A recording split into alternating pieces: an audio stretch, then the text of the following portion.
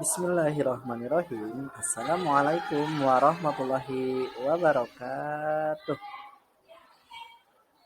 Gimana kabarnya anak-anakku yang soleh dan soleha? Semoga kalian selalu sehat dan tetap semangat mengikuti pembelajaran kita hari ini. Bertemu lagi di pembelajaran pendidikan agama Islam dan budi pekerti. Nah, sebelum pembelajaran dimulai, marilah kita membaca doa terlebih dahulu. A'udzu billahi minasyaitonir rajim. Bismillahirrahmanirrahim. Rabbi zidni ilman warzuqni fahman birahmatika ya arhamar rahimin. Nah, sekarang anak-anak kita bertemu lagi di pembelajaran PI dan Bapak akan menjelaskan tentang materi yaitu menyambut usia balik. Nah, untuk capaian pembelajaran kita pada halaman fikih yaitu peserta didik dapat memahami konsep balik dan tanggung jawab yang menyertainya. Kemudian untuk alur tujuan pembelajaran kita yaitu yang pertama, peserta didik dapat menyebutkan tanda-tanda usia balik atau kedewasaan dalam pandangan ilmu fikih dan ilmu biologi. Kemudian yang kedua, peserta didik dapat melaksanakan kewajiban setelah usia balik dengan mengingat tanda-tanda usia balik. Dan yang ketiga, peserta didik dapat membiasakan sikap bersyukur, taat beribadah, dan bertanggung jawab sebagai mukallaf. Nah, anak-anak, adapun tujuan pembelajaran kita hari ini, yaitu setelah pembelajaran peserta didik diharapkan mampu yang pertama menjelaskan pengertian balik, ya. Yang kedua yaitu menyebutkan tanda-tanda balik dalam pandangan ilmu fikih, dan yang ketiga menyebutkan tanda-tanda balik dalam pandangan ilmu biologi. Sekarang kita akan mulai pembelajaran kita yaitu dalam menyambut usia balik. Nah, sekarang perhatikan dan kita amati gambar berikut ya. Kita sebagai manusia itu akan berkembang ya. Kita tidak mungkin langsung seperti ini. Usia kalian juga tidak langsung seperti sekarang. Kita bertahap karena kita berkembang sebagai manusia. Mulai dari kita bayi, balita, anak-anak, remaja, bahkan nanti kita kalau diberi umur panjang kita akan menjadi seseorang yang dewasa, bahkan menjadi seseorang yang tua.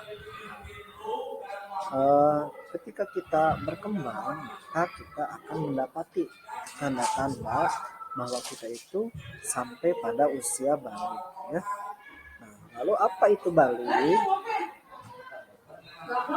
Nah, pengertian balik secara bahasa adalah sampai, dan secara istilah itu adalah kedewasaan bagi seseorang muslim, baik dengan adanya tanda-tanda dalam pandangan ilmu fikih ataupun dalam pandangan ilmu biologi.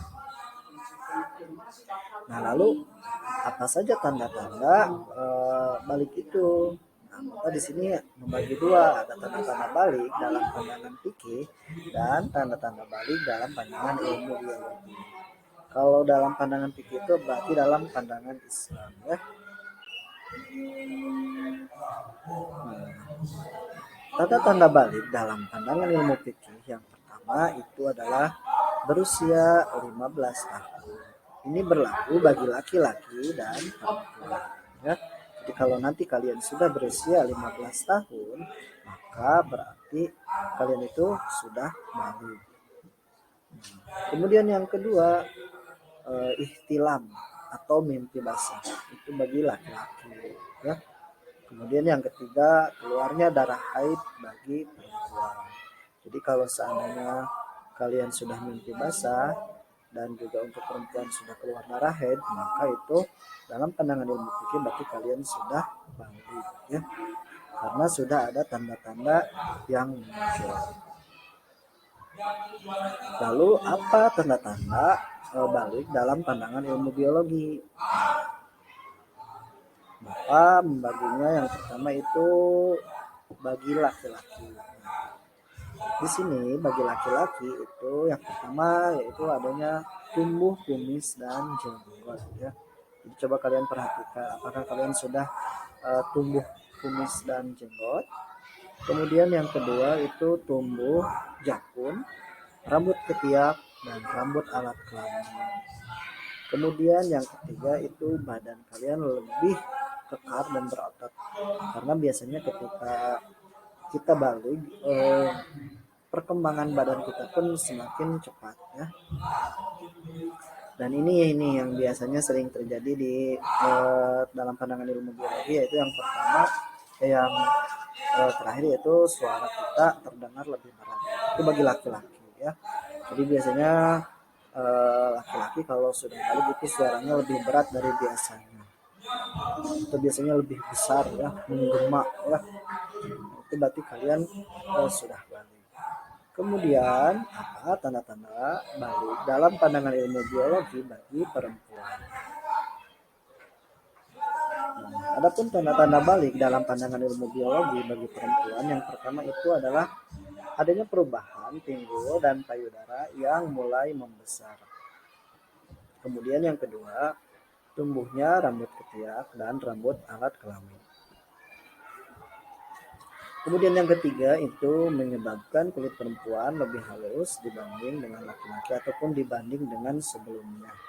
Dan yang keempat itu biasanya perempuan mengalami menstruasi atau haid ya. Jadi kalau kalian keluar darah haid itu tidak harus kaget. Kalian tinggal bilang saja kepada ibu kalian bahwa kalian sudah mengalami menstruasi. Nah, untuk hari ini silakan kalian screenshot atau boleh ditulis pertanyaan-pertanyaan di bawah ini. Itu yang pertama, balik secara bahasa adalah tadi kan udah Bapak jelaskan ya.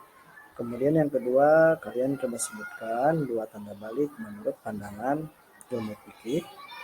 Kemudian yang ketiga, sebutkan dua tanda balik bagi laki-laki menurut pandangan ilmu biologi. Kemudian yang keempat nih, dan yang kelima Bapak beri sedikit kasus ya, supaya kalian lebih berpikir lagi. Yang keempat itu Rijal masih berusia 10 tahun. Nah, dia sudah mengalami ihtilam atau mimpi basah. Nah, yang menjadi pertanyaannya itu bagaimanakah status balik Rijal?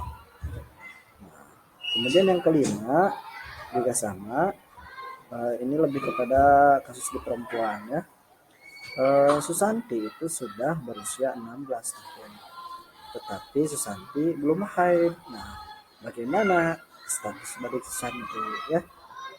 Nah, jadi kalian nanti jawab pertanyaan-pertanyaan ini, salin ke buku tulis dan nanti akan Bapak periksa pada pertemuan kita nanti di kelas. Oke? Mungkin hanya itu yang dapat Bapak sampaikan untuk pembelajaran kita hari ini.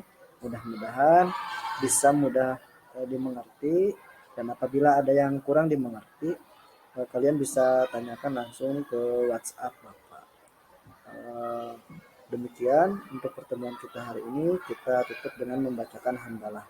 Alhamdulillahirabbil alamin. Wassalamualaikum warahmatullahi wabarakatuh.